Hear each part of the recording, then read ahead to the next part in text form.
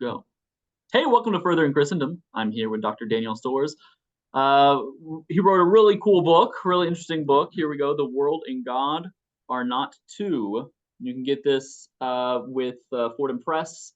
Highly recommend it. It's really, really good. I really, really enjoyed it. So, hey, welcome to the show. How you doing, Daniel?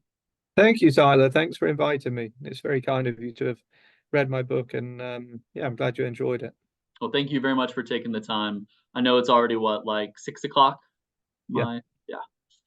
Yeah, I lived in Scotland for a few years, and so I think there's like a little bit of time, if I recall correctly, where there might be a 4 hour difference instead of a five, or Yeah, you're probably right. Yeah, something like that. yeah. So making sure I got the right time of the year. Right. So here's a question that I want to get us started off with. Who is Sarah Grant, and how does she argue for what she calls kind of like a Christian non-dualism? Yeah, so Sarah Grant really was the figure who inspired that book. So she was a Roman Catholic sister, a Sacred Heart sister. And I actually came across a little book she wrote, which I would thoroughly recommend, called Towards an Alternative Theology, Confessions of a Non-Dualist Christian. Um, and I thought it was the title really that pulled me in, because I wondered what it would mean to be a non-dualist Christian. And it's a sort of spiritual autobiography. So Grant joined the Sisters of the Sacred Heart in the 50s, I think the early 50s. And she was based up in Scotland, and then the society asked her, to cut a long story short, to go to India. So she found herself in India, um, in Bombay at Sophia University, and she was asked to do some teaching. And so, not really knowing much about various Hindu traditions, she came across Advaita Vedanta. So, I think you asked me before we spoke what a sort of standard reading of that would be, but perhaps for readers, listeners who are not familiar with it. Vedanta then is the theological and philosophical commentarial tradition in Hinduism, which takes as its foundation the Upanishads, and the Gita, and various other texts, but I suppose is perhaps most similar to what we might think of as the scholastic tradition, in Christianity. So, um, uh, a system of commentary and then commentary upon commentary, where just like someone like Aquinas might be commenting on the sentences, and then later thinkers are going to comment on Aquinas, and so on. So Vedanta in general is, as I say, a tradition which looks at the sacred texts of Hinduism and tries to draw them together and pull out their essential meanings. Is this okay, by the way? I don't want to be Yeah, no, keep going. too Yeah, great. too didactic No, about this. And then there's various readings of the sacred text, but one of the, I suppose, the sort of main figures, as you mentioned, is Shankara, and he's seen as the figurehead of Advaita, or non-dual Vedanta. So a reading of the scriptures which takes Brahman as the essential reality which underpins the world. And I suppose, to cut right to the quick, um, takes as its foundation really the idea that Brahman is unchanging and non-finite, and eternal, and then in a sense has the sort of philosophical and theological issue then of how to explain the existence of a world which doesn't seem to have those sorts of attributes. So in a sense, it sort of approaches the issue from the other end, I think. I suppose a sort of classical Christian natural theology would tend to start with the world and work its way backwards to the idea of a necessary first cause that must be eternal and non-finite and immaterial and so on. But it never really, I don't think, questions the reality of the world, because that's what gets natural theology off the ground. Whereas the Upanishads really start with Brahman. And once you've started there with the idea of an eternal non-finite spiritual reality, which is what underpins and pervades all else, then you're left with a slightly tricky problem of how to explain a world then, which you don't want to say is somehow other than Brahman, because if Brahman is non-finite, there's, as it were, no metaphysical room for a second thing. But you can't very easily say that the world is Brahman, because the world, as I say, certainly looks as if it's changing and finite and temporal and so on. So the tradition of which Shankar is the sort of figurehead says in slightly enigmatic fashion that the world and God are Advaita, are not two. And that's sometimes been read as saying that the world is somehow not fully real. That there must be something about the world which is not fully real. And Grant encountered this and sort of was drawn to it and found it fascinating, but thought, well, at least on the surface, this seems very different to a Christian theology, which obviously wants to value the world as a finite creation, distinct from God, that wants to value the particularity of embodied things. And so she was sort of left with a bit of a problem, because on the one hand she was drawn towards this tradition, on the other hand she thought, well, this is obviously a long way from orthodox Christian Roman Catholic theology. Is that clear so far? Yeah, absolutely. So I suppose the more Grant read the original text, the more she started to think, well, actually this reading of Advaita either as a monist tradition, which wants to deny the reality of the world and somehow dissolve it into the reality of Brahman, or as a pantheist tradition, which wants to say that the world simply is Brahman, the more she started to think, well, actually, these readings perhaps reflect more of the later commentators, so a little bit like the sort of issue you have in scholasticism of certain things being more reflective of Thomism than Thomas. Neo-Thomist versus, Thomism, right? Yeah. And also perhaps seen through a lens of the sort of 19th century British and German missionaries and Indologists who were encountering this tradition. And what it, I suppose, most neatly seemed to fit was the kind of idealist traditions of the West. So seen through a kind of Kantian or Schopenhauerian lens. And Grant started to think, well, maybe this isn't really what's going on, not really what Shankar is trying to get at. It can certainly sound as if he is. And when you look at some of the analogies he uses, he'll talk about clay pots, where the clay is the sort of fundamental and essential substrate of the pot, and the pot is a sort of less than real temporary manifestation of what the clay always is and will be. So looked at that way, it can sound unappealing, I think, to a Christian ear, because it starts to sound like God is in some sort of pantheistic sense the material cause out of which the world is made. But Grant, I suppose, hears echoes in this of the sort of mystical figures in the Christian tradition to whom she'd been drawn well before going to India. So she starts to hear echoes of Pseudo Dionysius, of Eckhart, of Teresa of Avila, of John of the Cross, of Nicholas of Cusa, and these sorts of figures. Yep.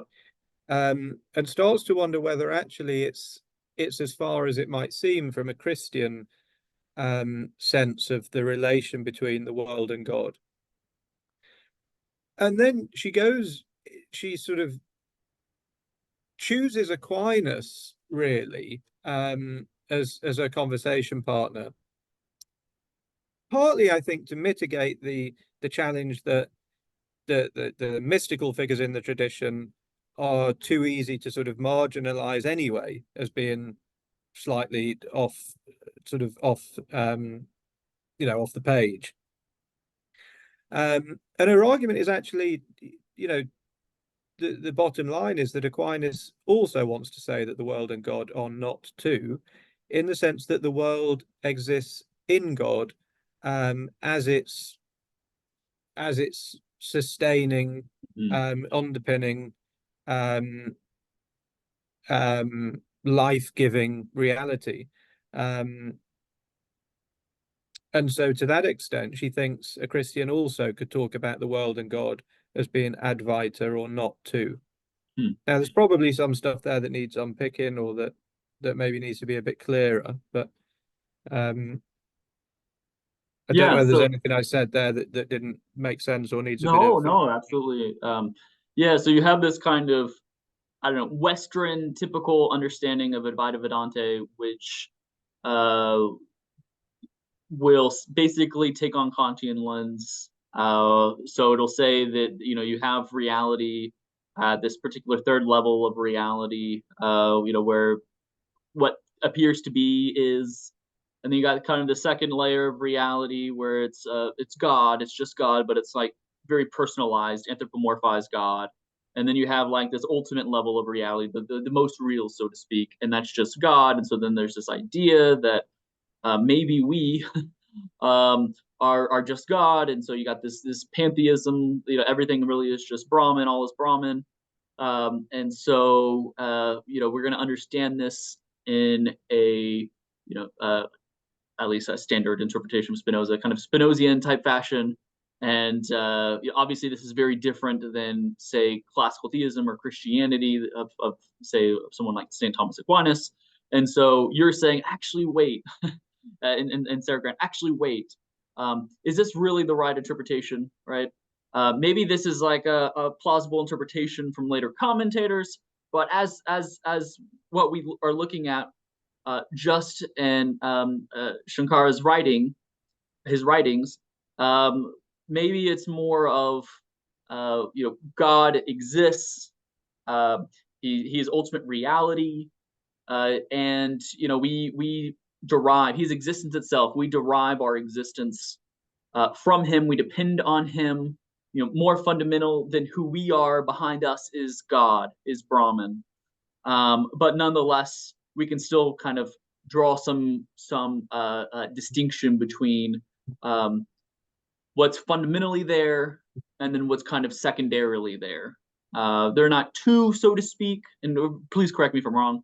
They're not two, so to speak, as if they're two independent realities or two independent substances, so to speak, but rather two in the sense that creatures aren't creator, but nonetheless, right, fundamentally there is existence, and we're sort of less real in some sense, but maybe some reality in another sense, and dependent conceptually and causally on Brahman. I don't know. That's how I understand you. Is that right? Is that how I understood you correctly? Yeah, that's exactly it. And it's exactly the way you put it. Then I suppose not two, partly because in order to think of the world and God as two, we'd almost need a sort of a third background canvas against which to situate those two, right, so that we could talk about the differences and the similarities. And I suppose what the Upanishadic tradition says very clearly is that background canvas, as it were, is Brahman. That's right. And that there's no sort of outside edges to that, or so anything that comes to exist can only come into existence in and through Brahman. I mean, I often think this is really what St. Paul's getting at when he talks about God as that in which we live and move and have our being. That's right. So to that extent, I'm not God, but I can't be other than God either. I I can't be other to God in the sense that I could sort of stand back and point or look at this second thing. Um, and I think that, I mean, I talk early on in the book really about it. It's helpful, I think, to remember that there's a sort of logic of non-competitiveness here Mm, between the creature and the creator. Um, and I talk somewhere in the book as well about the incarnation as actually providing a microcosmic example of what I'm trying to argue on a macrocosmic level. And really, that's to say that even the mystery of the incarnation, I think, would be nonsensical as opposed to a mystery if being human and being divine were in competition. right. Because then I just don't think it would make sense. It wouldn't just be a mystery. It just wouldn't make sense to say that one person was fully both. Um, if we think about things which are sort of mutually exclusive, Hmm. it wouldn't make sense to say that one person could be fully human and fully canine, say, You're saying because like if they're competing with each other, if they are both exactly, kind of similar objects that are competing in the same space. exactly. And again, the mistake is because again, we'd be sort of perhaps not naming it, but to think of God and the world or God and humans, uh, or the non-finite and the finite in that sense, again, is to sort of assume that there's got to be some third background canvas against which the non-finite and the finite are pulling. But again, the Upanishads are saying, well, no, the whole is Brahman. And so I suppose Grant argues, and I think she's right, that this really isn't saying anything that a Christian wouldn't want to agree with. Um, that the whole sort of doctrine of creation from nothingness, I think, is really set in the Christian stall out as saying that it's not right to imagine God and the world as two distinct or as two separate things, because there's no background against which you could posit those. As long as we don't make the mistake of imagining the nothingness out of which God creates as some sort of something, Hmm. if we really take that doctrine seriously, then surely creation ex nihilo um, almost starts to sort of look like the other side of the coin from creation ex deo, because the nihil is not really a thing. So to use slightly awkward temporal language, before creation, as it were, there is nothing other than God. So if there's no sort of metaphysical space, as it were, for this second thing, the world, to come into existence alongside God, it can only be that somehow the two are Advaita, are not two. Um, and how to explain that relation? Well, that's where Grant finds Thomas's doctrine of analogy and participation so helpful. That the finite participates in the non-finite, that I participate in a finite way in God's, you know, infinite source of existence. And Shankara uses this sort of language as well, and he uses analogies of, the wave and the ocean, or as I said, the pot and the clay, and this sort of thing. Um, anyway, I'll perhaps pause there just in case. Yeah, no, it's good. So, it's not dualism in the sense where like God's a thing, God is just like this other entity among other entities, right? And you're counting, and you're like one, two entities, right? And so no, we're conceiving of God too anthropomorphically. And so when we kind of see God as the ground of all being, as beyond existence or existence itself, um, then it's not so much like there are two things competing. So it's not two in that sense. Um, and so you're saying that this is consistent with what St. Thomas is saying, especially when we read St. Thomas in light of, say, Pseudo-Dionysius, or like more influenced by Neoplatonism than maybe some of the Neo-scholastics would have wanted to see. So is this a good summary of what you're saying? Absolutely. I mean, so Grant wants to say, and I think I'd want to say the same thing, that in fact none of this is very controversial or esoteric. That this really amounts to the classical Christian doctrine of creation, that shouldn't be understood in a sort of I think in some ways, obviously later design arguments and so on have not really done Christian theology any favors, because then you do, I think, end up with this caricature of design as some sort of machine maker, or I think the classical doctrine that Thomas is talking about, I mean, he says, doesn't he, that creation is not so much a change as it is a relation. And it's sort of beside the point whether or not this had a beginning, because what we're really talking about is a relation of dependence, not a start. Yeah, right.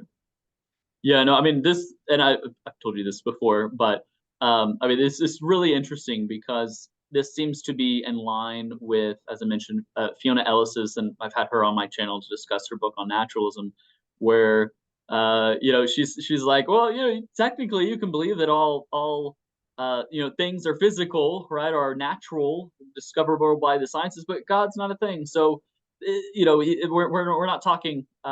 We don't have to endorse, say, atheism while doing that. And I've mentioned to you, in my work with Eric Baldwin, we've argued that, in Buddhism, taking interdependence and impermanence to be the kind of central metaphysical theses. Typically it's applied to things, other beings, to entities, to phenomena. But again, if you think that that God is not a thing, is no thing, as the Neoplatonists would say, I mean, it opens up a lot of terrain. I feel like that these books complement each other. They're kind of getting at the same thing, and yet at the same time, like this is what the scholastics, or at least a lot of the scholastics, were talking about. This is what they're advocating, and yet it seems so foreign to us. I think because we've anthropomorphized God to such a high degree in the West, even within the Catholic tradition, which I belong to. I think that might seem foreign, but really just kind of getting back to the roots, so to speak. And I think that's what you're saying. Well, absolutely. I mean, in fact, I'm sure I'm not the first to have had this sort of experience, but sort of got to the end of the book and thought, do I really need to say this? I'm actually, I suppose the more successful my argument is, almost the less need there is to make it, because all I'm really trying to say is that non-dualism is quite a helpful way of thinking about what Christian theology has always been arguing. Whether it's Augustine, talking about God as being closer to us than we are to ourselves, whether it's Eckhart or Cusa talking about God as the not other, that this is not some sort of strange or deliberately provocative way of trying to interpret the Christian tradition. And I suppose one question which I wrestled with a bit through my own work was, it's almost like the more Grant is successful at showing that Aquinas is saying something quite similar to Shankara, in a sense, the less the motivation to go outside the Christian tradition, because you might say, well, could you not just do this work then by looking at those sorts of figures that I've talked about? And you might say yes, and that's fine.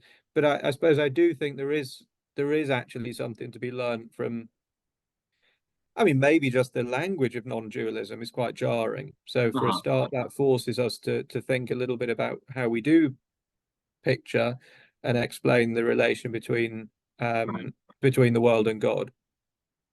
And I know we're going to get on to differences as well, because I think there probably are also. I don't think we're just it's not as neat as just saying yes, they're saying the same Right. thing. Right. That's good. So let's kind of turn to that now. I think that's probably a good point to mention. Um, what would be kind of, so I guess in summary, real quick, the idea once again is we can affirm non-dualism, not in a pantheistic sense or a panentheistic sense, but in this kind of way we're discussing now, where God is uh, not a thing, or the source of all being, grounding of all being, et cetera, et cetera.